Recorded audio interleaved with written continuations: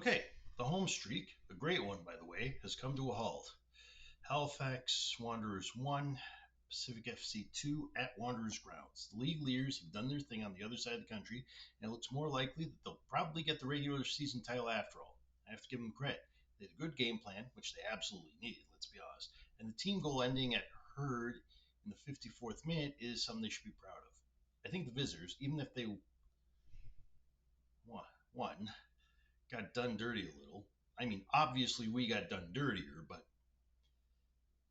they got done dirty too, given that a genuinely strong performance under a lot of pressure.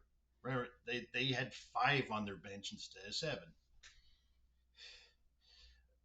Was marred by things that go far beyond the intended scope of this review. That is, I'm going to make a point of it to go beyond the elephant or zebra or whichever animal it is in the room. Part of the reason I'm doing it this late, as I am, is that I wanted to pick a time when I was one of the last few people to talk about this game, well after everyone, myself included, had gotten that part out of our system. This was the debut of Jordan Perruzza, someone who was around for some of TFC's better moments back in the day, including the Canadian Championship against some Canadian Premier League team whose name currently escapes me, and I'm quite optimistic that he'll be a force in our front line in the games to come.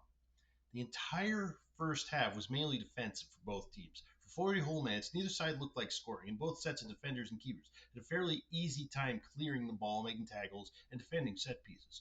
Unfortunately for us, after a change of momentum brought on by a foul called against Farron in the Pacific third, the visitors came in, ran the length of the pitch with vigor, and opened the scoring nearly just in time for the first half to end. Both teams were energized in the second half, probably via some great team talk. Sadly, it was Pacific again who would show it on the scoreboard, with Hurd on the end of an impressive team goal that looked like threading a needle. You can see why there were a lot of shouts for Hurd to be seen as Pacific's strongest player. He's consistently a danger in the leading side. Nimick would keep our game alive later in the second half as Timoteo's assist into his goal would put us at 1-2.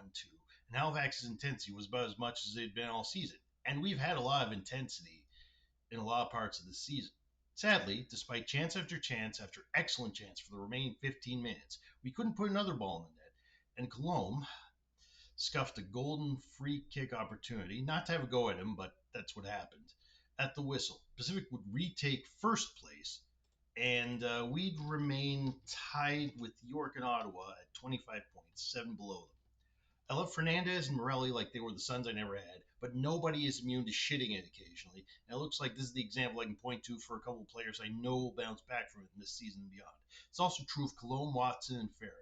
I'm confident this will be a small hiccup in their seasons, in their careers, and far from the norm. Earlier games have shown that. They're consistently strong.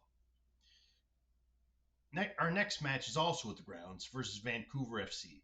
They've been struggling, and despite them winning at their place, I think that if we perform more like a few games prior and less like Monday, we can get 3 points locked up tight.